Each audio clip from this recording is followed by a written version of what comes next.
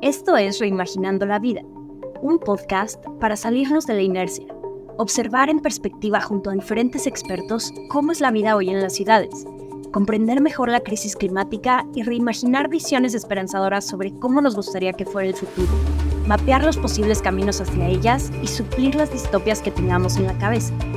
El cambio climático es la mayor amenaza a la que se ha enfrentado la humanidad y por lo tanto hay mucho que hablar y hacer al respecto. Así que gracias por estar aquí y manos a la obra.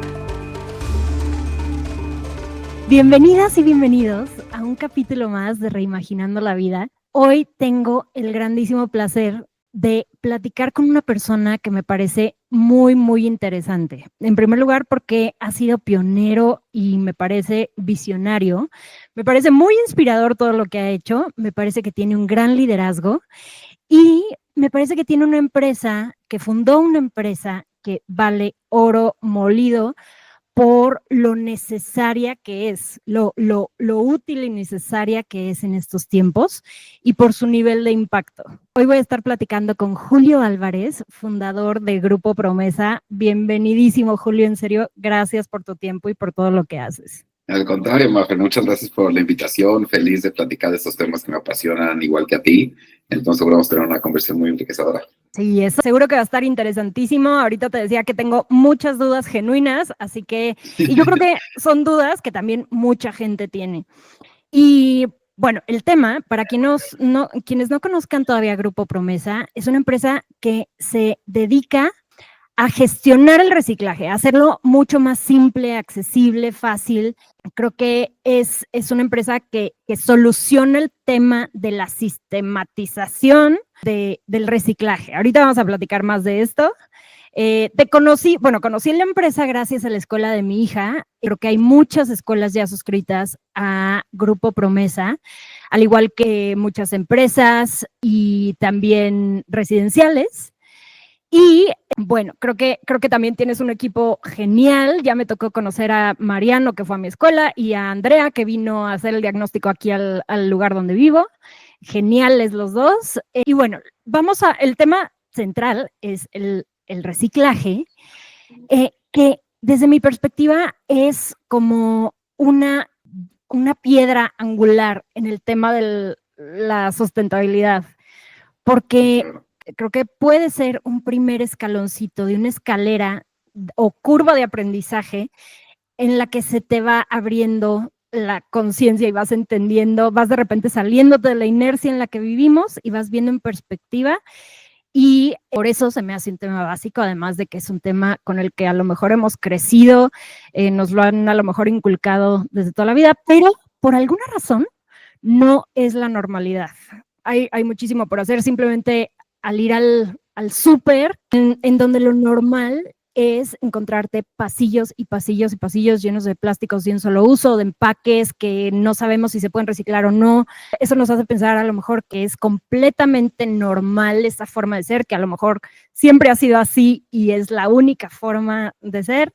Y esa inercia nos hace a lo mejor pensar que es muy difícil cambiar y que el bote de basura es un hoyo negro al que simplemente echamos algo y desaparece de la faz de la tierra y que los recursos que se utilizaron para crear ese paquete o lo que sea son infinitos. Y bueno, ya para no dar un cuento tan largo, para ya mejor escuchar aquí a Julio, pues me gustaría conocerte un poco mejor y me gustaría irme un poco a tu niñez y que nos platiques un poco de qué crees que pudo haber pasado en tu niñez que a lo mejor en el momento indicado te dio la sensibilidad para poder decidir que querías o que necesitabas dedicar tu vida a esta causa. A diferencia de muchas otras personas que a lo mejor también vieron o ven el problema, pero simplemente pues no se dedican a esto. Sí, pues primero de todo lo que ahorita comentaste,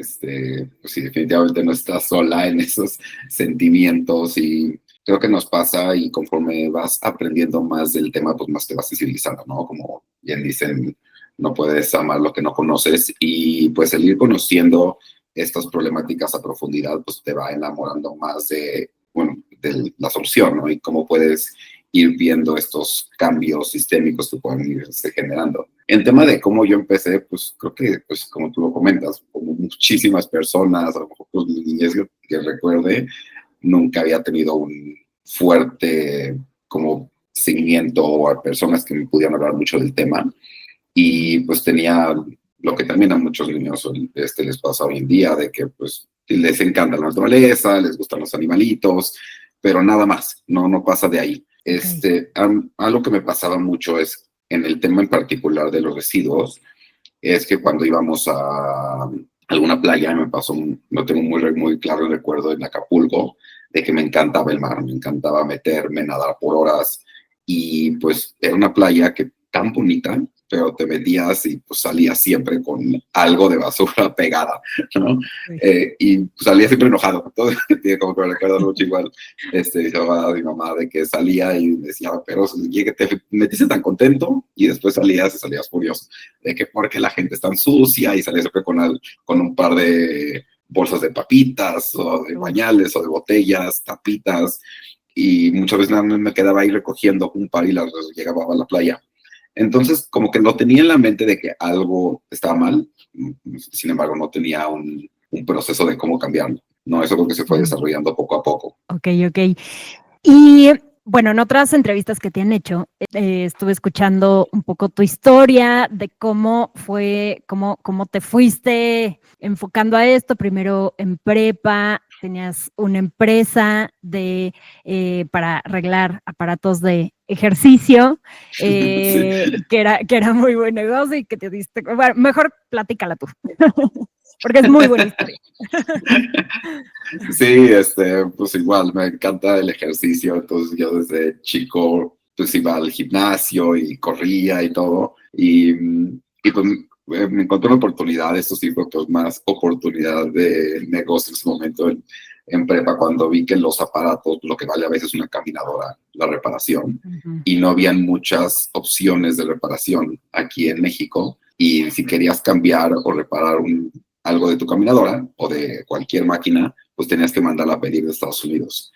Entonces, pues muchas veces esos sensores, chips, lo que necesitaba tu máquina para repararse costaban $1,000, $1,500. Y dije, oye, pero no será un chip que lo puedas conseguir en cualquier parte. Y empecé a meterme, siempre me ha gustado mucho, yo también estudiando ingeniería. Y ahí fue donde creo que me di cuenta que había una oportunidad para hacer pólizas de mantenimiento, y empezamos a hacer pólizas de mantenimiento por todo México, ¿no? Y empezaron todos los residenciales a tener sus gimnasios que ya estaban pues haciendo viejitos, estaban nuevos, y pues si lo que se usaba era ya no funciona, pues cambia de máquina, te cambiamos tu sistema, pero pues eran cosas muy caras. Entonces empezamos a ofrecer pólizas de mantenimiento, y pues yo acababa la preparatoria, me iba a los residenciales ahí cercanos a ofrecer mis pólizas de mantenimiento, y así lo hice por toda mi preparatoria y también a principios de universidad. Y pues empezó a crecer y a hacer un muy buen negocio. Y me acuerdo igual, que platicaba mucho con mi papá, que me decía, oye, pues qué padre que lo hayas encontrado tan chico, pues síguele. Y yo decía, sí, está padre, pero pues no me llena, ¿no? Había algo por ahí que no me llenaba tanto. Y yo seguía con mi idea todavía de Acapulco, y con unos amigos en la universidad ya empezábamos a hacer cuando podíamos voluntariados, ¿no? Entonces a lo mejor igual una oportunidad y privilegio que tenía para poder ir cada verano, cada vacación larga, y nos íbamos a hacer voluntariados de jornadas de limpieza. Pero pues también nos llegaba mucho la frustración de que por más que limpiábamos, la siguiente vez estaba peor. Y lo hacíamos esto también en playas, lo hacíamos en ríos, en diferentes comunidades también en Ciudad de México, y cada vez, no hubo una sola vez que hayamos ido que limpiábamos, nos quedábamos semanas limpiando y decíamos, ya lo terminamos, ya se solucionó, y la siguiente vez que íbamos peor, siempre peor. Entonces, pues te frustrabas, decías, pues a lo mejor no estoy haciendo nada, ¿no? Nada más me estoy haciendo sentir bien a mí, pero no estoy haciendo un cambio real. Y ahí fue donde dije, pues tengo que dedicarle a esto más tiempo, y pues dejé el otro, ¿no? Con mi papá fue una pelea increíble, de cómo es posible que estés dejando algo ya tan padre y que ya se creó. Y pues sí, fue una decisión difícil, pero pues no tenía tanta responsabilidad en ese momento, entonces también se podía tomar esas decisiones. No, qué maravilla de historia. Y luego entiendo que ya en la universidad, pues justo te diste cuenta de que este propósito de vida era muy, muy fuerte, y entonces, y tenías todas las ganas de dedicar toda tu energía a esto. Entonces entiendo que empezaste con una consultora, ¿no? Y seguías haciendo como regeneración, reforestaciones, etcétera, ¿no? Sí, exactamente. En ese momento algo que, pues empezamos a entender el problema. Empezamos a ver, pues, uno, la situación en particular de residuos tan fuerte que había en Ciudad de México, ¿no? De la gran cantidad de generación que había en tantas zonas que se quemaba todavía, el porcentaje tan bajo de reciclaje existía. Entonces, como que empezamos a ver algo teníamos que hacer. Y por otro lado, pues dijimos, ¿cómo atacas el problema? ¿No? Entonces, creo que algo que nos ha llevado a lo que tenemos hoy son hacer 200 hipótesis diferentes de por dónde atacar el problema. Y la primera, pues como la lógica fue, pues hay que hacer una consultoría a las grandes empresas. Entonces empezamos a trabajar, nuestros primeros clientes fueron grandes clientes que prácticamente se los dábamos gratis, porque pues quién iba a contratar a unos universitarios ahí, chavitos que no, y el tema como que apenas estaba sonando y era un bonito, como nice to have. Entonces pues nos contrataban a dar un par de pláticas y nos pasó lo mismo que cuando íbamos a hacer las limpiezas. Con muchas de estas empresas grandes hacíamos nuestros talleres, hacíamos plática, nos preparábamos mucho y quien participaba en empresas de 1,000, 2,000 personas pues eran 20 y el siguiente año 20 y el siguiente año 18. Entonces como que realmente no cambiábamos y decías pues que no por ser una empresa muy grande estás cambiando pues, realmente ya algo más trascendental o la forma en cómo hacen sus negocios. Y pues nos empezamos a ver que muchas de estas empresas lo que querían eran hacer reforestaciones, porque era como pues, la forma de ya ponerle palomita al tema de sustentabilidad. Una institución de ciencia privada con donataria autorizada para poder ofrecer ese tipo de reforestaciones. Y pues eso lo hicimos. Dijimos, mira, por lo menos qué bueno que podemos ayudar a hacer árboles. Nos enfocamos mucho en que nuestras reforestaciones tuvieran el mejor margen de supervivencia de los árboles, traer especies endémicas, traer especies igual nativas de cada una de las zonas. Y también la fundación ha venido también evolucionando mucho en ese tema, pero pues buscábamos cómo poder abarcar diferentes temáticas y diferentes áreas, porque obviamente el tema del agua, también la problemática súper fuerte en Ciudad de México, energía, movilidad, como que te empiezas a dar cuenta y dices, ¿por dónde ataco tantos temas? Pero algo que siempre lo tuvimos muy en la mente fue el tema de residuos. Entonces, por eso creo que fue donde ya decidimos ahí darle un poquito más de foco, con todo y que hoy en día sí seguimos abarcando un poco todas las temáticas ambientales. Y es que creo que fuiste súper pionero, porque creo que todo esto sucede alrededor de 2009, ¿no? Hace sí, 15 años. 15 años.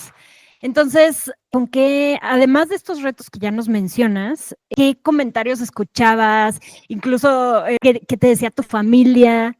Porque, a ver, cuando estabas estudiando, a ver, de entrada, creo que he movido que desde prepa te pusiste a trabajar y todo, pero ya, ok, en la universidad, pues te supermoviste también, pero ya que sales de la universidad y que sigues con este propósito súper fuerte, ¿qué crees que te mantenía resiliente y resistiendo, o qué tipo de comentarios ibas escuchando y no sé si en algún momento llegaste a dudar de, bueno, ya igual me voy a dedicar a otra cosa, no sé, ¿cómo fue? Sí, Mafer, 1,000 veces. Pero creo que esto no solamente es en el tema ambiental, creo que esto es en el tema de emprendimiento y más en emprendimiento social, que lo escuchas todo el tiempo, ¿no? Y tienes problemas financieros todo el tiempo, problemas con el equipo todo el tiempo.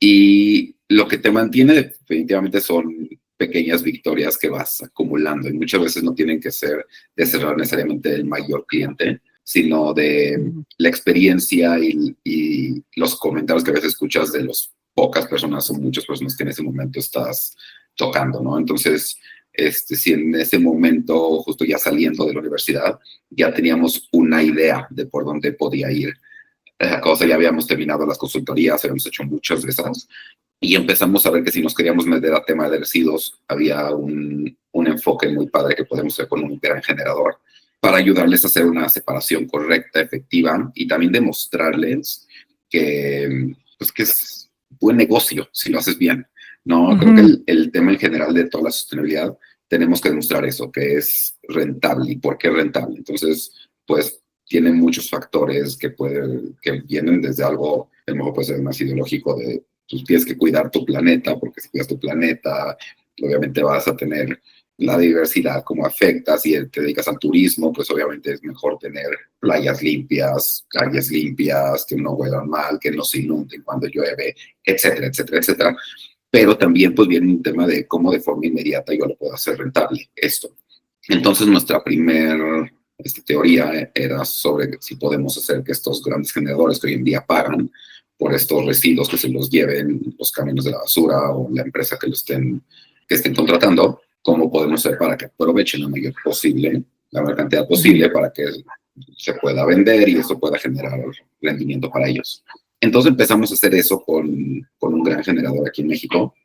Y por el otro lado, me invitaron a dar una primera plática en una escuela y fue padrísimo, porque después de tantas pláticas de consultoría y decisiones que habíamos hecho, talleres con adultos, la primera vez que íbamos con las niñas y los niños a platicarles del tema y veías que se emocionaban y que interactuaban y que tenían muchísimas preguntas y decían, voy a salir a hacer estos 2 cambios mañana y le voy a enseñar ahora a mi mamá de cómo se hace y yo a mi papá de cómo se hace esto. Y es padrísimo. Entonces, pues igual seguimos aprendiendo mucho, empezamos a llevar a muchos expertos en diferentes temáticas. Sus primeras pláticas, me acuerdo, fue una de tiburones, que estaba padrísima, porque pues no como que era la idea de lo malo que son los tiburones, de salvarlos y nos van a comer, y cómo identificas ese tema de que no son malos, al contrario, la importancia que tiene la biodiversidad y cómo son una parte fundamental del ecosistema y qué pasa si al contrario de estos grandes depredadores, si se extinguen, pues todo el impacto que tiene en el ecosistema. Entonces era padrísimo que lo entiendan, que se vean parte, que digan, pues ya me quiero ir a meter a nadar con los tiburones. Y no quitas ese miedo y esa idea que antes tenían. Entonces eso me emociona mucho. Y por ahí fue de que cómo hacemos para poder llegar a más y más y más y más por esa parte. Y por el otro lado, pues también ver la parte de negocio, porque pues, a fin de cuentas sí tenías que decir, como lo dijiste, pues ya saliste de la universidad, pues tienes que vivir de algo. Y seguíamos siendo ese tipo de consultorías, pero más enfocadas en que generaran un resultado. Porque algo también que también desde entonces tenemos es todo lo que hagamos tiene que ser medible y poder tener empezamos de esta forma y hacia dónde vamos. Entonces, de ahí decíamos eso, cómo podemos empezar a medir la cantidad de residuos que se pueden aprovechar, cómo podemos reducir la cantidad de veces que vienen por la basura, ¿no? Claro. Entonces, por ahí empezó, creo que, y el principio, pues justo no generas tantos rendimientos económicos, pero generábamos mucho, o sea, nos llenaba mucho escuchar esos sentimientos, muchas veces de las familias, de las niñas, ¿no? De ya empezar a hacer esas acciones y saber que sí se emocionaban y saber que podíamos por ahí generar un cambio importante. Qué maravilla este tema de las escuelas y la educación y los niños, porque, como dices, creo que tiene un posible impacto multiplicador inmenso, porque llegan a sus casas, platican y entonces todo empieza a cambiar y es una semillita que a lo mejor nunca se les va a quitar de la cabeza. Y quería preguntarte si de pura casualidad, en estos 15 años, ¿te ha tocado toparte con algún niño que supieras que estaba en alguna escuela de las que fueron a dar las pláticas por primera vez y que a lo mejor esa semillita germinó y ya se dedican también al tema ambiental? Uy, muchísimo. Nosotros creo que es lo que más nos ha tocado y aparte lo vemos como en olas, que va creciendo. Hace, pues justo fueron, no sé, 5 años, que tuvimos la primer persona que estuvo en prepa y que ya estaba haciendo su servicio social con nosotros y que nos buscó y fue de, oye, desde que dieron la plática yo me pasé y estoy estudiando ingeniería ambiental y me encantó y quiero hacer prácticas con ustedes. Y desde ahí ha venido muchísimo, ¿verdad? Tenemos a mucha gente que está trabajando con nosotros que en algún momento fue en un programa de Escuela Promesa. Entonces sí notas esos cambios, pero es difícil. Algo que nosotros trabajamos mucho en esta parte de cambio sistémico y cómo puedes ir evolucionando estas problemáticas a algo que pueda, pues, eventualmente ser algo natural. Y eso es pero es muy difícil medir la parte de comportamiento, ¿no? Esta parte de behavioral change. ¿Cómo puedes demostrar que alguien que tomó estos cursos, toda esta sesión de educación ambiental, si en 5 o 10 años lo siguen haciendo? Entonces, pues, unas de esos ejemplos son esto que estás diciendo, ¿no? Poderlos ver y poder tener un poquito de seguimiento con estas personas y ver si después les sigue interesando o siguen manteniendo sus hábitos Para nosotros, algo también que es muy padre es cuando ya salen de la escuela, que tenían un programa ambiental, y están en la universidad o ya salieron de la universidad y siguen diciendo, oye, ¿dónde puedo llevar el material a reciclar? Puedo seguir participando en un día sin basura, en cómo involucro más. Entonces, pues ya notas que son hábitos, que es lo que a fin de cuentas queremos buscar lograr. Claro, claro, claro. Qué emocionante. Y nada más una última pregunta antes de brincar de tema. ¿Por qué le pusieron promesa? ¿Por qué usar esa palabra? Estamos buscando primero como que igual se usaba mucho de él que promete, mucho por tema del gobierno, que la gente pues sentía que una promesa no se cumplía nunca. Como que era, definitivamente queríamos cambiar eso y de, a ver, una promesa tiene que cumplir, ¿no? Pues ese es justo el significado y lo que se tiene que demostrar. Y aparte, pues, promesa significa promotora de un mejor entorno social y ambiental. Entonces, el nombre oficial. Okay. Entonces, y pues justo estuvimos buscando también un juego de palabras que hiciera un bonito match y que representara esto que nosotros queríamos cambiar. Increíble. Y se ha vuelto también pues mucho ese referente y nosotros creo que es nuestro principal principio, decimos, a ver, nunca prometas algo que no vas a cumplir. Entonces siempre cada vez que ofrecemos algo igual con alguna escuela, con un corporativo o algo residencial, hotel, vamos a empezar con esto que es lo mínimo que podemos asegurar que se va a cumplir y de ahí pues vamos creciendo y construyendo juntos. Qué maravilla, qué maravilla. Y también, o sea, felicidades por el tema de empresa social. Por ahí en tu LinkedIn vi que hiciste un MBA en Harvard y la verdad es que qué padre que puedas ponerle toda la energía para una empresa que no es una empresa normal, no se trata más de hacer dinero, más, sino de hacer las cosas bien para todos. Creo que eso es súper aplaudible y ejemplar y ojalá, todo fuera para allá. Ojalá mucha gente siguiera tu ejemplo. Bueno, ahora sí, me gustaría brincar un poco. Gracias.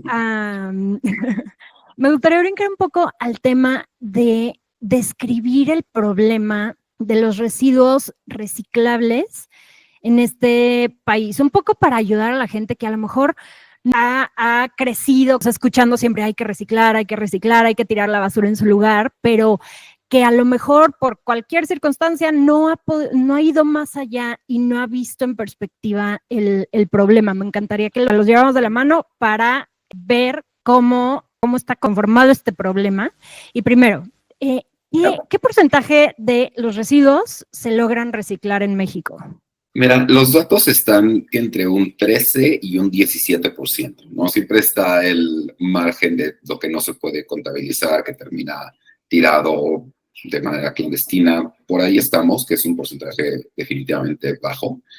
Una pregunta, ¿ese 12% es del total de los residuos o de los reciclables, de los que tienen potencial de ser reciclados? Del total de residuos, pero el tema de potencial a ser reciclados, pues también es un tema muy interesante porque no es lo mismo en donde estés. Es decir, el potencial de ser reciclado, prácticamente todos los materiales se pueden aprovechar de alguna manera, ¿no? El 93, 94% de los materiales se deben de poder aprovechar de alguna manera. Okay. Entonces, partiendo de ahí no es lo mismo en donde estés. Entonces, justo con lo que ahorita comentaba, creo que un muy buen punto de partida es entender que pues también depende un poco de dónde vivas. Por ejemplo, nosotros, pues aquí si estás en Ciudad de México y vas a consumir una botella de PET, ¿no? Del agua tradicional, ¿no? En los plásticos hay 7 tipos de plástico. El PET, que es el más tradicional y más fácil de reciclar, pues en Ciudad de México seguro se va a poder aprovechar. Entonces hasta te podrías sentir menos mal de consumir una botella porque sabes que se va a aprovechar. Okay. Si esto mismo lo haces en una playa, casi hay un 100% de probabilidades que se va a incinerar o va a terminar en la playa. Entonces, pues no es lo mismo. Entonces, el tema de qué porcentaje se pueden aprovechar, pues en teoría es 93%, pero pues la realidad y la práctica depende mucho en la ciudad en donde estés. Y algo que estamos nosotros buscando mucho es eso, cómo vamos fortaleciendo el ecosistema en las diferentes ciudades para que puedan ir aumentando el número de materiales que pueden aprovechar y después pues facilitando el reciclaje. Ok. ¿Y sabes qué lugar ocupa México en la generación de basura? O sea, residuos que no se aprovechan de ninguna forma y que están todos mezclados. Y el número como tal no me lo sé, pero por No te ejemplo, un preocupes. promedio es, generamos 1 kilogramo de residuos al día por persona. Ujú. Entonces, pues eso te dice mucho la cantidad de residuos que se genera en México y el porcentaje de reciclaje, ¿no? Claro, Y somos de los países que más consumimos per cápita también. Entonces, pues creo que nos ponen en una posición donde consumimos mucho por persona y por otro lado reciclamos muy poco. Entonces claro, ahí o es sea, donde está la oportunidad enorme de poder hacer cambios. Y es también algún tema por el cual decidimos que era una problemática en la que teníamos que abordar, porque el tema de residuos se puede ver pues de diferentes áreas, ¿no? Desde es un tema que impacta en emisiones de CO2, es un ujú, tema que afecta directamente al cambio climático y pues ujú. sí, ¿no? Tiene su porcentaje de un 3-5% de los vertederos y el impacto que generan ahí. Pero no solamente es eso, sino también pues llegan y qué pasa si un residuo se desperdicia y termina en el mar, ¿no? Se empieza a descomponer, ya viene el tema de microplásticos, se empieza a afectar un tema de salud. ¿Qué pasa si se quema? Pues igual en las comunidades, que son muchísimas comunidades en México todavía donde se está incinerando todos los desperdicios que generan, pues igual el impacto en la salud es altísimo, además del impacto ambiental. Y luego está también la otra parte que no se contabiliza en esto, que es toda la parte de la producción. Entonces, el poder reintegrar en una economía circular los residuos, pues igual genera un impacto altísimo. El poder hacer una economía donde ya no tienes que hacer la parte de la extracción para estos recursos naturales y los puedas integrar ahí a los residuos.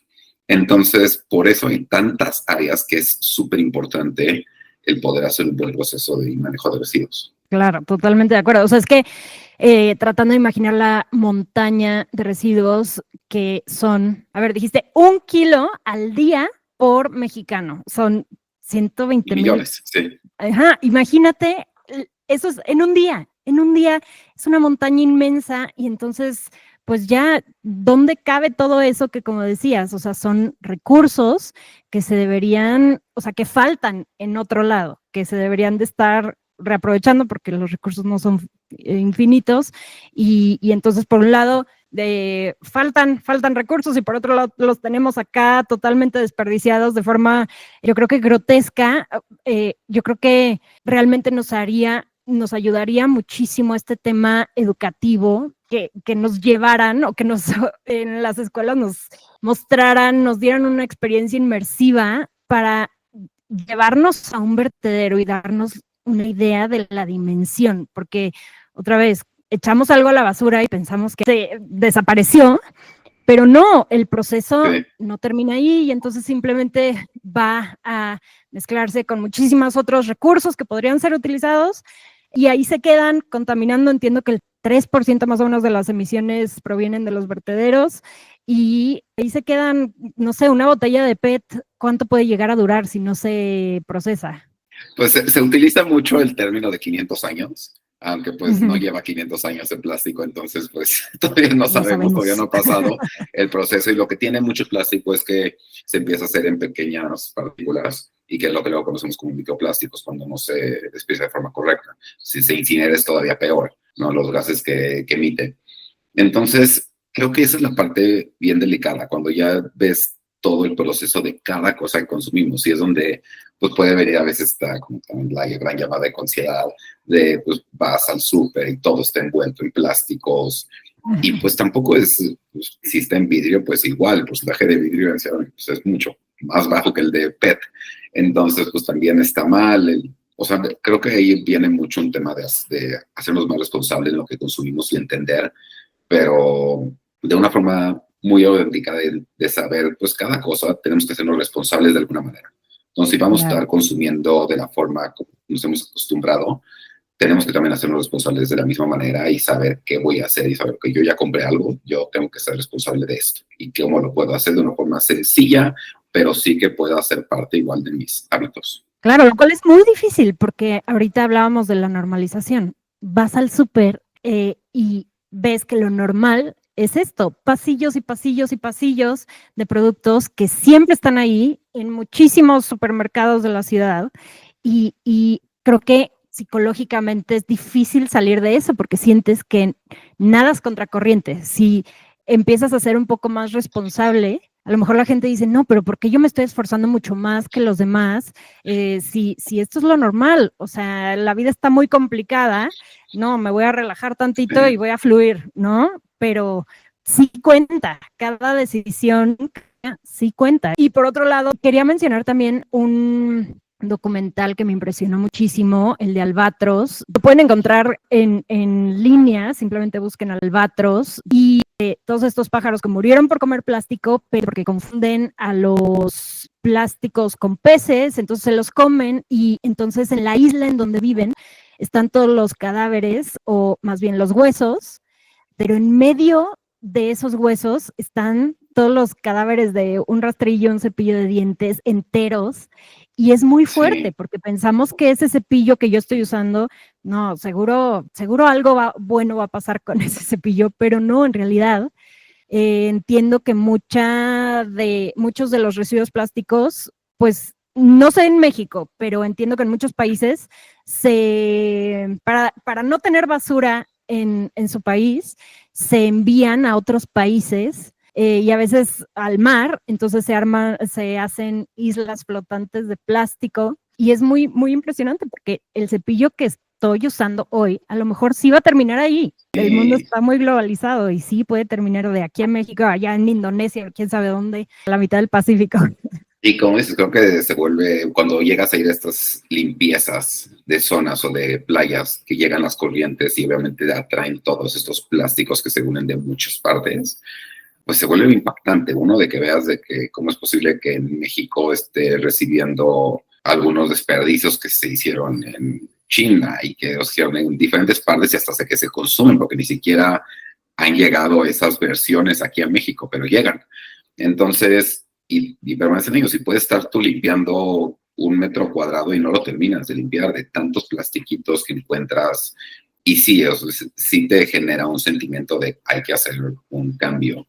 Y creo que esa es la parte más importante, ¿no? De poder que la gente pueda entender que se pueden hacer esos cambios sencillos, pero es un proceso, como todo.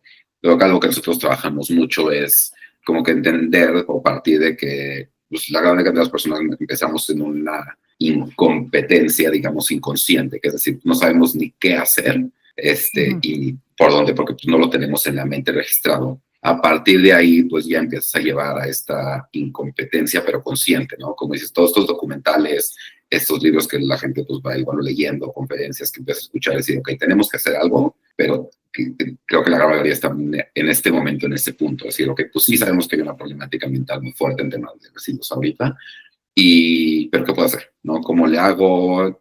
Si llego al súper y pues todo está así, pues dimos que no puedo comprar nada, ¿no? Entonces, pues saber que hay esa parte.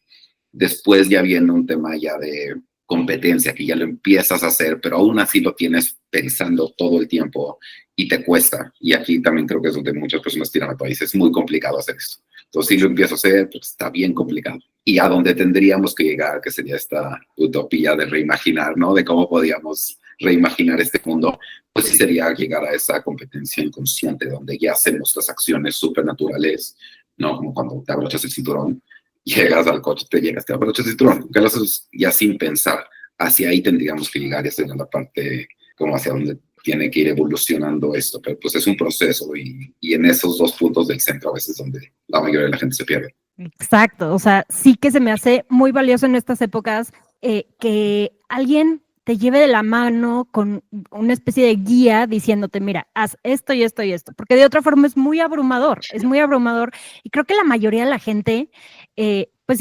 estamos muy conscientes de lo que está pasando, pero como dices, no sabemos por dónde empezar que realmente vaya a tener impacto. Entonces, por eso también se me hace muy valioso lo que están haciendo ustedes, porque se meten a las comunidades, ya sea un residencial, a una empresa o a una escuela, a llevar a la gente de la mano, a explicar, mira, no le pienses tanto, nada más haz esto y esto y esto, y ya con eso la gente va sintiendo esta como dopamina de, wow, estoy teniendo un progreso, porque ustedes les ayudan a mapear ese progreso, a decir, estamos aquí, ahora estamos acá, gracias a lo que tú hiciste y no fue tan complicado. Entonces eso creo que va ayudando a la gente a subir la escalerita y a llegar más y más y a emocionarse como tú y como yo. mientras vamos aprendiendo. Mira, me gustaría regresarme 2 pasitos para desmenuzar un poco más el por qué estamos en esta situación, pleno 2024, y nos han dicho toda la vida que hay que reciclar, pero la verdad es que como no se ha sistematizado, digo, ustedes lo están sistematizando, pero en general, como a nivel país y a nivel planeta, pues todavía no está donde quisiéramos. Entonces quisiera que desmenucemos un poco, en primer lugar, este tema de la falta de sistematización. O sea, a ver, la vida está muy complicada ahorita, o sea, Bueno, muy apenas nos da tiempo de sobrevivir a la mayoría de las personas, o sea, y primero, tener tiempo suficiente para guardar los residuos y antes tener tiempo para medio limpiarle, quitarle las migajitas, enjuagar, luego nos cruza por la cabeza, no, pero no hay agua tampoco, entonces ¿cómo voy a dedicar tiempo, digo, agua para enjuagar? Entonces ahí nos esta es vamos una muy haciendo común. bolas. Nos vamos haciendo bolas y decimos, no, ya, mejor más simple. Pero, y luego no hay suficiente espacio a veces en casa para separar. Pensamos que necesitamos un bote de cada cosa cuando pues no necesariamente, o que haya un centro de reciclaje cercano y luego tener el tiempo de llevarlo, por más amor al planeta que tengas, a Sí, veces es súper complica, o sea, y además, a veces llevas los residuos a un centro y te dicen, no, esos no, porque es muy difícil para nosotros venderlo. Entonces te regresas con tu basura y ya sí, la dedicaste experiencia, tiempo, ¿no? dinero. Sí, es muy difícil y por eso se me hace tan valioso lo que ustedes hacen. ¿Por qué más crees que es muy complicado? ¿O cómo definirías tú esta parte de la sistematización que hace tanta falta? A ver, justo partiendo de por qué se tiene que hacer así, ¿no? Porque hay diferentes países y ciudades que sí tienen ya un sistema donde se pueda a lo mejor entregar de una manera más general, ¿no? A fin de cuentas, si quieres tú reintegrar uno de estos materiales en el proceso de economía circular, que era lo que hablábamos, se necesita hacer una separación mucho más efectiva, ¿no? Y esto lo que hace es que le pueda dar mayor procesos de vida a cada residuo que generamos. Entonces, aquí yo digo que en México que es, pues sí se mantiene un D, pues para acá va el B, para acá va el HDP, para acá va el plástico de baja densidad, el de alta densidad, para acá va el aluminio, para acá van los metales, pues se tiene que hacer esa separación si queremos realmente maximizar el aprovechamiento de todos estos residuos y poderles dar esa siguiente vida. A eso obviamente nos lleva a todo lo que nos estás comentando, ¿no? De que está complicado, no tenemos tiempo, y pues es una realidad, la gran mayoría de la gente no tiene ese tiempo, y pues tenemos que partir, creo que de 2 cosas fundamentales. Una, primero del entendimiento de, a ver, sí tengo que ser yo responsable de lo que consumo. Entonces, si partimos de ahí, se puede empezar con estos baby steps, ¿no? De qué es lo mínimo que puedo yo hacer para así sentirme bien o que pueda hacer esta parte. Pues siempre lo primero es ser consumidores más responsables. Y te vas dando cuenta de cómo siempre que puedas hacer acciones donde puedas decir que no a ciertas cosas, que a veces van a cosas muy básicas, que lo hemos escuchado 1000 veces, pero realmente pues, la gente lo sigue sin hacer, como el de llevar tu termo cuando vas por tu café, cuando llevar tu bolsa, tantas cosas que si realmente lo hiciéramos todos sería un cambio inmenso, no por el impacto que genera, pero también el hacer el hecho y el hábito de poder guardar tus residuos por un tiempo, de separarlos y ver el volumen que generas, te genera mucha conciencia de, oye, si estoy generando mucho, pues tengo que, si no me cabe, pues tengo que bajarle y hacer estrategias de cómo reducir un poco la cantidad de cosas que compramos, ¿no? De forma constante. Y de ahí en fuera puedes empezar a escoger tus batallas, cómo puedes empezarlo a hacer de forma sencilla y empezar con un material, con 2 materiales, con 3 materiales, y poco a poco lo vas haciendo de una forma muy fácil. Todo esto, igual hay residuos que se pueden separar de una forma muy sencilla y no necesitan lavarse, no necesitan quitar etiquetas, y hay residuos que sí se requiere hacer ese extra esfuerzo. Por ejemplo, el envase multicapa, el de Tetra Pak, pues sí lo tienes que cortar y separar y limpiar, porque si no aparte huele muy feo y no lo puedes almacenar mucho tiempo. Y entonces, pues, hay unos que son ya, a lo mejor, como les digamos, como para ya expertos o ya los que están en un siguiente nivel, no lo recomendamos a empezar con ese material, a veces por eso, porque eso requiere mucho tiempo. Y hay muchos mitos, ¿no? Y yo creo que estos mitos también a veces para, como el pretexto para no hacerlo, como el de, pues, que ocupa mucha agua.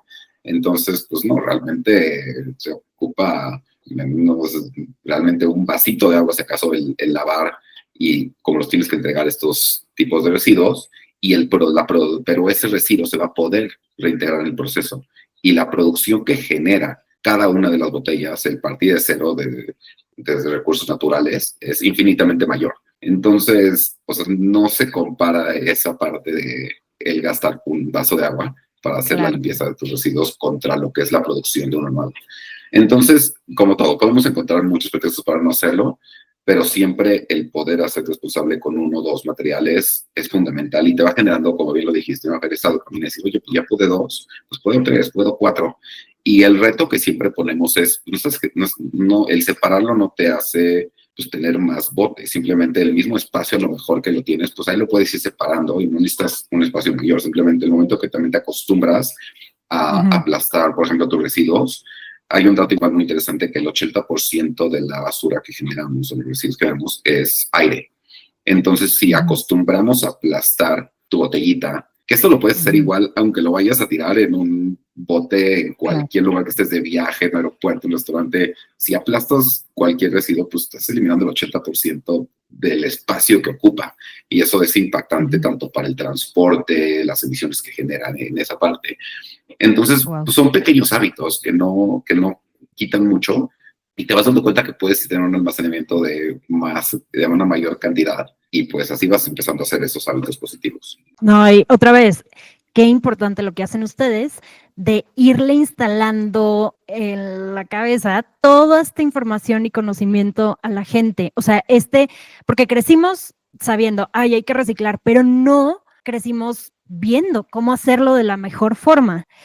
Entonces, creo que realmente es muy, muy valioso. Y me encantaría ir a otro tema, que es un poco las empresas. Que, a ver, las empresas están conformadas por personas que también compran comida, que también, o sea, personas comunes y corrientes, que también tienen su proceso de aprendizaje. Pero de repente me conflictúa y por eso también mencionaba y te decía, bravo por lo de la empresa social, por este enfoque, porque creo que muchas veces, pues en las universidades, no estoy generalizando, pero muchas veces el enfoque es hacer dinero, dinero, dinero. O sea, nos programan a veces para ser exitosos en cuanto a lo económico, pero realmente, pues eso no es lo mejor que podemos hacer, pues porque ya sabemos que si no hay recursos, pues tampoco hay dinero. Entonces, me conflictúa mucho el hecho de que,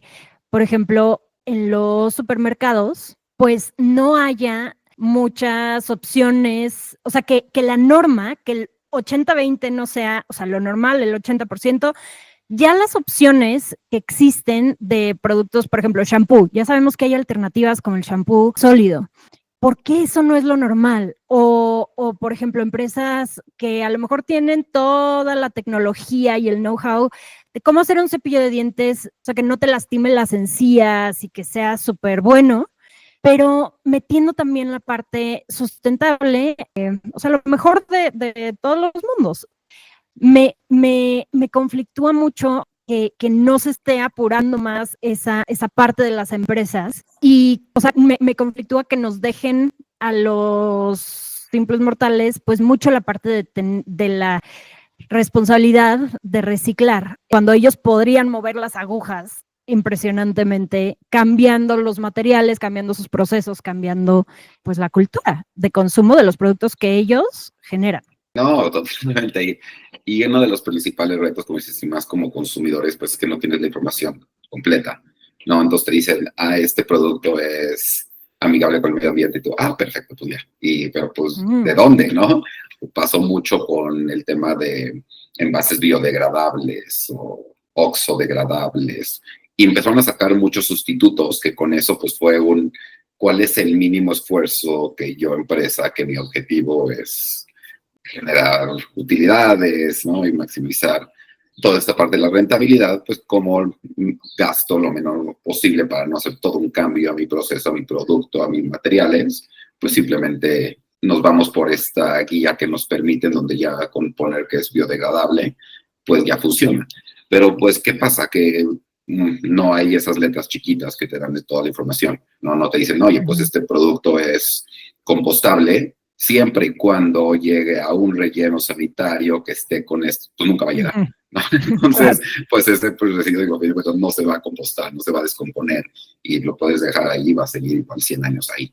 Entonces, pues te quita mucho la información. Entonces, creo que totalmente de acuerdo. Tiene que haber aquí un tema de corresponsabilidad muy importante de la persona que compra y empezar a cuestionar y empezar a exigir. Tiene que haber un tema muy importante, el tema de la comunicación, de cómo podemos, pues igual, exigir de mejor manera que las empresas que sí estén haciendo algo positivo, que lo puedan comunicar y que se vuelva realmente un factor diferenciador sin caer en el green marketing, que es todo esto que estamos hablando, ¿no? De poder simplemente decir, sí hago tal, cuando realmente el impacto no es positivo. Entonces, es un reto, definitivamente, es algo que hay que estar trabajando y cómo lo haces, pues justo generando una comunidad más consciente, que se empiece a preguntarle más, que empiece a exigir más a estas empresas, si no voy a comprar este tipo de cepillo si no tiene algo que me pueda convencer a mí que pues es menos, que tiene menor impacto y que no va a terminar en 200 años ahí todavía en el mar. Entonces, es como por los dos lados. Algo que nosotros estamos trabajando en corporativos grandes y industrias es que se aprendan, porque es lo mismo, es por donde arrancan. Están sufriendo en cierta forma esa misma problemática de que pues no tienen un presupuesto infinito todavía para esta área, a lo mejor de sostenibilidad, que todavía tienen que decidir hacia dónde empiezan y dedican sus principales esfuerzos. Y pues es empezar a hacerse las principales preguntas de, a ver, ¿dónde genero yo mayor impacto? Muchos es más del agua, muchos es un tema de energía, muchos es un tema de todas las marcas de consumo, es un tema de residuos, ¿no? De también todo lo que estamos generando en el mercado, cómo hacemos parte de la corresponsabilidad de ayudarle a la comunidad a que de forma sencilla pueda regresarme esos materiales para que los puedas utilizar y reutilizar y reutilizar y pues no se genere toda esta basura.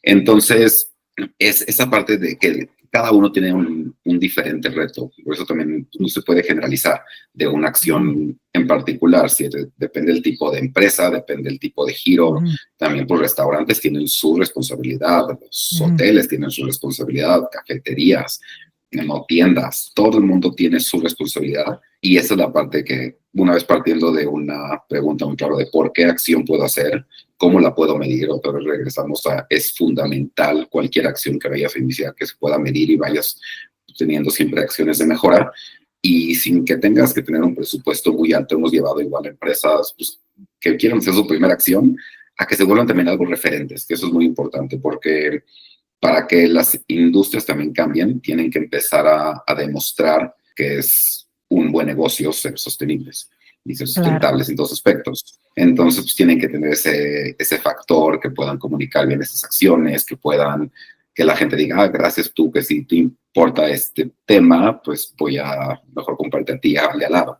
Entonces vas generando pues esa acción, entonces las de al lado también lo empiezan a hacer.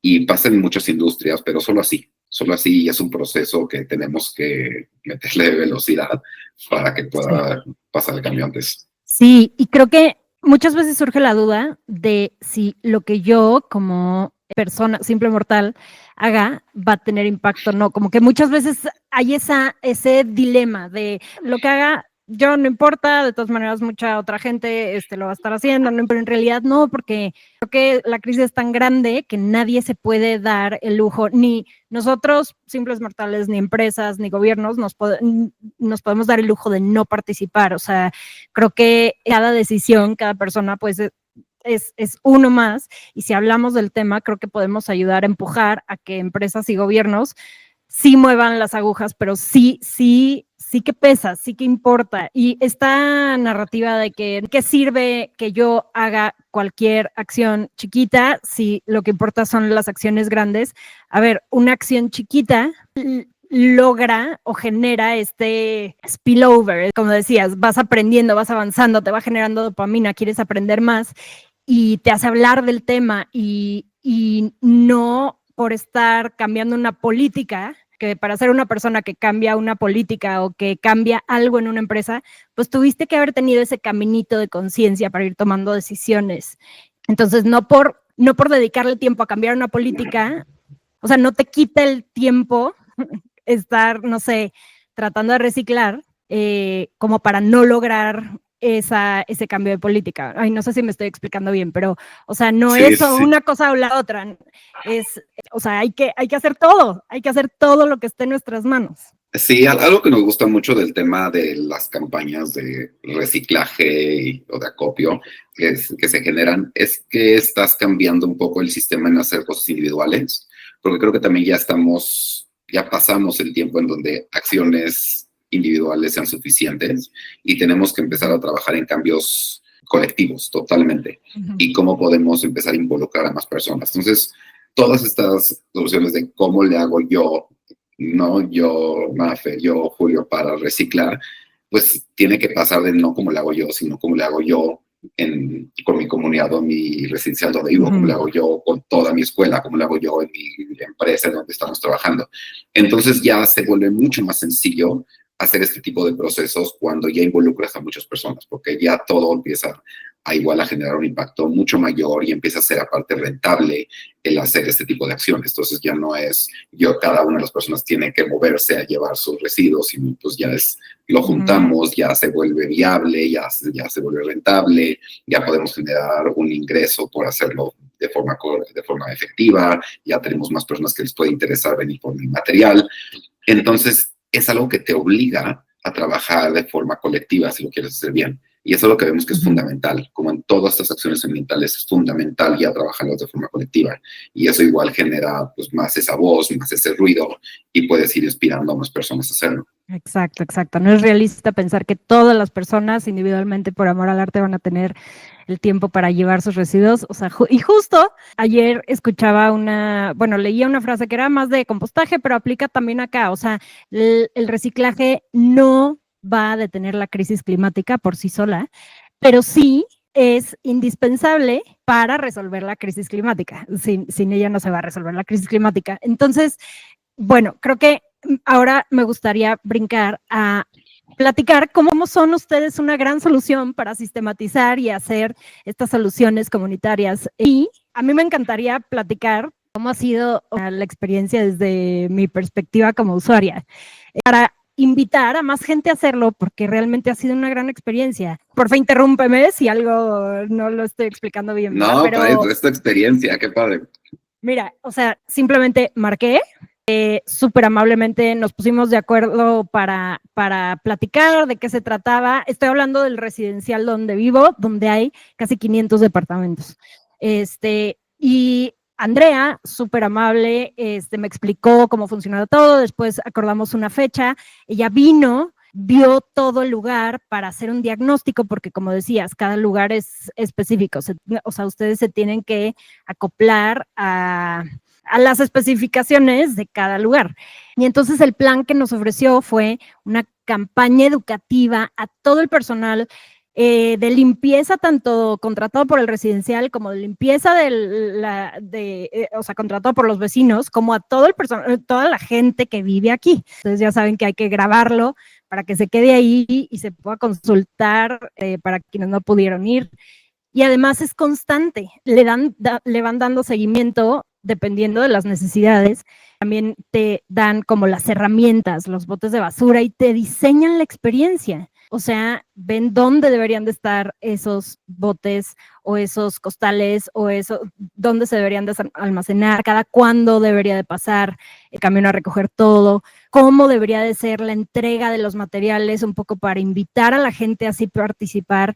Creo que ahí le meten un montón de psicología del comportamiento, se nota un montón, cómo hacerlo como un juego, cómo te van dando también la visibilidad del progreso, para que sientas esta dopamina y digas, wow, ya logré todo esto, y para que los vecinos que no están participando digan, uy, me estoy quedando fuera, no, tengo que ser de esos vecinos que están haciendo las cosas bien. Y listo, o sea, ustedes cobran una mensualidad que la verdad me parece muy accesible, casi simbólica para el gran esfuerzo que hacen. O sea, realmente creo que todos los residenciales, todas las empresas, todos deberíamos ya estar sumados a esto porque lo hacen tan fácil, tan bien, que ni siquiera hay que pensarse. Y además hay un fondo verde, que todo lo que se recicla pues se vende a diferentes proyectos, generalmente proyectos con causa, y entonces cuando ya se sobregiró, o sea, lo que quiero decir es que se autofinancia. Llega el momento en el que lo que recuperas de lo que se vendió o de lo que juntaste como reciclaje supera lo que tienes que pagar. Entonces, todo esto se va como a un fondo verde que se puede aprovechar para otros proyectos increíbles como armar un huerto o como armar o a donaciones, etcétera. La verdad es que lo ponen en bandeja de plata. Es una maravilla. Sí, pues sí, esa realmente es la idea, como lo platicábamos, se tiene que hacer muy sencillo para la gente, porque pues si no lo haces extremadamente fácil, muy fácil puedes perder a las personas que ya no lo hagan, y a lo mejor si viste el documental, te emocionas, lo haces una semana y luego ya lo pierdes. Entonces, para poderlo volver un hábito tiene que ser muy sencillo, y por eso también pues empezamos pues, con estos pequeños pasos, no con todos los residenciales, por ejemplo. Iniciamos con 17 materiales de separación, a veces empiezas con 4, y luego vas a 5, y luego vas a 6, y luego haces campañas, porque pues igual hay residuos que generan mucho mayor impacto que otros, ¿no? Entonces también tenemos la campaña de electrónicos, que pues igual pues el impacto que tiene una pila son 200,000 litros de agua, no una pila. Imagínate todo lo que juntamos de electrónicos constantemente. Entonces buscamos que todos los que están en un programa con nosotros puedan tener su reciclaje de electrónicos, luego que tengan su reciclaje de campaña de ropa para donación, luego una campaña igual de envases multicapa para construir techos en comunidades. Entonces, el objetivo es cómo vamos involucrando cada vez a más personas a que puedan participar. Y como bien dices, el tema siempre de la inversión o de lo que cobramos es para que sea simbólico y que pues cubra a lo mejor los costos de transporte, pero el objetivo es que si lo hacen bien, pues el upside, digamos, sea para ustedes y con eso puedan hacer más acciones ambientales. Y lo mismo lo estamos buscando en escuelas. Las escuelas es un formato similar, pero ahí sí trabajamos de una forma mucho más profunda en la parte educativa. Y ahí sí buscamos que aprendan de todos los temas de biodiversidad, de consumo responsable, de agua, de energía, emisiones y diferentes actividades en cada grado escolar donde van aprendiendo. Entonces, pues sí, de esta forma, pues ir formando esos hábitos, ir formando a estos líderes que puedan ir aprendiendo más, que puedan hablar con más conocimiento sobre estas temáticas, que puedan convencer a más personas y pues irnos replicando y pasando la voz de que no es tan difícil realmente hacer estas acciones ambientales. Totalmente de acuerdo. Y mira, había planeado que nos platicaras un poquito de cada tipo de material, pero la verdad es que es tanta información, justo por eso, pues dedican tanto tiempo ustedes a la parte de la educación. Entonces, la vamos a dejar para otro día, a ver si luego puedo entrevistar a alguien de tu equipo que nos dé una clase magistral de estos temas. Sí, es muchísima información, pero es muy importante porque justo creo que muchas veces no tenemos ni idea de que hay muchos tipos diferentes de plásticos, que no todos se pueden reciclar, cuántas vidas puede llegar a tener cada tipo de material, cómo se debe de entregar. Todo esto es indispensable para hacerlo bien, pero es mucha información. Entonces me gustaría ahora brincar a la parte que más me emociona siempre de este podcast, que es reimaginar. O sea, ahora sí me gustaría que profundicemos un poquito más en cuál es tu utopía en el tema de residuos. O sea, ¿cuál es tu visión de cómo serían las cosas? ¿Cómo sería esa visión que nos emocione o esa alternativa al mundo en el que vivimos hoy? Un poco tanto para las empresas como para los gobiernos, como para las personas. Y creo que esto es muy importante, o sea, poder imaginar, poder pensar en opciones positivas, alternativas positivas, y después pensar en ingeniería inversa, en el cómo llegar hacia ese qué. Qué bien que lo tocas por ahí, porque sí, definitivamente las tres áreas tienen que converger y poder hacer acciones igual que vayan de la mano y muy alineadas para poder hacer este cambio y esta utopía hacia donde tenemos que llegar. Porque por un lado, las empresas en su parte de corresponsabilidad tienen que empezar a dar mayor información sobre sus productos, sobre sus materiales, sus empaques, que no solamente el material del cual están hechos, sino también de dónde vienen, porque igual es una cosa que hagas un consumo local, ¿no? Aquí igual lo importes de áreas muy lejanas, igual el impacto ambiental que eso genera.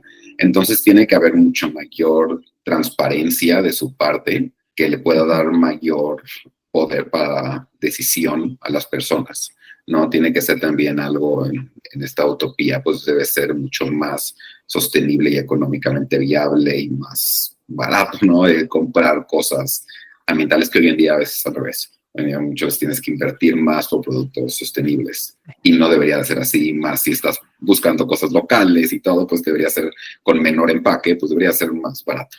Entonces, hacia allá creo que es un cambio que tiene que ir pasando y los gobiernos tienen que empezar a empujar mucho más estas leyes, normas y cumplir estas reglas de qué sí se debe de poder, como creo que lo de un solo uso, pues definitivamente fue un muy buen avance, pero pues hay muchísimo más, ¿no? El tema de qué materiales no pueden seguir permaneciendo en circulación porque no hay todo el ecosistema para poder aprovechar esos tipos de residuos. Entonces esos pues no deberían de poder seguir en circulación y al contrario, ver qué fomentas, qué beneficio le das o qué incentivos das también a los empresas corporativos de movilizarse hacia estas acciones ambientales para que puedan tener productos mucho más sostenibles, productos igual que puedan fortalecer la parte de economía circular, es algo fundamental, ¿no? Ya no podemos seguir con economía lineal y eso tiene que parar totalmente. Entonces, para poder lograr esto, pues sí necesitan ser incentivadas las empresas para que no solamente los grandes corporativos internacionales puedan ser parte, sino también las pequeñas empresas desde el día uno ya traigan este chip de economía circular y cómo pueden ser parte. Y las personas, pues creo que también en el momento que se empiecen a involucrar, a tener más información, a tener más conocimiento, van a poder tener más este proceso de dónde es importante que ellos se involucren, que va desde que compramos, porque preferimos más una marca que otra, y pues que empiece mucho la parte de reutilización, ¿no? De poder llevar, como dices tú, detergente o tu botella, llenarla, que te la rellenen, si la vas a reciclar, que lo puedas tener en un lugar muy accesible. Entonces, pues si no es en tu escuela de empresa esencial, que sea en un lugar súper cercano, que te dé confianza, que haya mucha trazabilidad en qué va a pasar con ese material, porque esa parte de información creo que es algo que la pondría en todos los escalones, gobierno, empresas, personas, y que puedan darse cuenta del impacto que tiene, porque eso creo que es lo que más escuchamos, ¿no? Una es pues, ¿de qué sirve si lo van a juntar? Entonces sí es muy importante que podamos entender eso, de que sepamos que ese esfuercito que hagamos sí tiene un impacto real, y pues de ahí realmente se va fortaleciendo, generando esa dopamina que comentas, y pues realmente pues sí se va haciendo un cambio mucho más sistémico. De acuerdo completamente. Y para cerrar, Julio, me encantaría preguntarte qué te alimenta la esperanza. Creo que estos días, abrir de repente las noticias, redes sociales, te puede dar súper para abajo y te puedes paralizar del miedo y lo abrumador, pero a ti, ¿qué te alimenta la esperanza hoy y qué te la ha alimentado durante todos estos 15 años? Me parece que igual las personas que sí hacen esto de corazón, que lo entienden y que empiezan a hacer los cambios, lo que nos gusta mucho es que se empieza a generar un efecto multiplicador, ¿no? Entonces nos ha pasado con la industria, igual con unos hoteles con los que trabajamos, que empezaron a hacer acciones súper pequeñas hace año y medio, que no es mucho, pequeñas acciones, van a hacer un cambio, sus primeras separaciones, van a hacer, eliminaron todos sus productos de un solo uso, luego empezaron a hacer reutilización de agua, pusieron sus huertos, productos locales, empezaron a trabajar con su comunidad, y después se están volviendo ya pues un ejemplo para muchas otras industrias hoteleras y ya están copiando. Entonces, tú estás viendo esos cambios con unas firmas de abogados en los que estamos trabajando, pues igual de repente ves que empiezan a hacer cambios en sus políticas y como dices, ya no, su objetivo ya no es solamente generar ingresos y la parte de la rentabilidad, sino también ya es una parte mucho más amplia de cómo ser una empresa positiva y mejor para el mundo, no solamente no para los stakeholders principales o accionistas. Entonces empiezas a ver cómo estos empiezan a volver referentes. Nos pasó con escuelas, nos pasó con restaurantes. Entonces que se empiezan a volver estos ejemplos a seguir y que puedan empezar a generar un cambio donde a veces ya nosotros ni nos involucramos y solito ya empieza a crecer la ruedita. Pues creo que es algo que nos motiva mucho en pensar positivo. Como dices, creo que es muy fácil desmotivarte con todo lo que pasa y cuando empiezas a ver las problemáticas ambientales globales. Te puedes motivar, pero pues también es enfocarte más en lo que sí puedes hacer y en las acciones que están generando sí un cambio, y eso pues cómo lo podemos acelerar más. Entonces creo que todo el tiempo estamos viendo cómo innovamos, cómo cambiamos nuestro modelo. El equipo también creo que es una inspiración inmensa. Siempre igual ver las nuevas personas que entran al equipo, cómo se motivan y cómo llegan con estas ganas de hacer un cambio y hacer algo muy grande. Eso definitivamente son cosas que nos motivan a seguir constantemente en esta lucha. No, qué maravilla, qué maravilla. En serio, felicidades y gracias por toda la energía, todas las ganas, toda la resiliencia y el liderazgo que le has puesto a este proyecto, porque creo que sí inspira e impacta de forma real y cómo necesitamos esto ahorita. En serio, gracias por tu tiempo y por compartir todo esto. Gracias a ti, Mafer. También es súper inspirador escuchar este tipo de podcast, que la gente pueda aprender más, que vean que hay soluciones fáciles allí a la vuelta de la esquina, que en todas partes, no importa dónde estés, puedes hacer cambios, puedes hacer acciones muy fáciles y el impacto que generan. Y hace falta mucho comunicación. O sea, creo que el tema de comunicar más este tipo de cosas positivas, porque escuchamos mucho lo negativo, pero hay muchas cosas positivas y este tipo de podcasts lo generan. Entonces, muchas felicidades y gracias por la invitación. Gracias, gracias. Y gracias también a todos los que están aquí y escucharon todo el episodio. Gracias, Julio. Hasta luego, gracias, bye.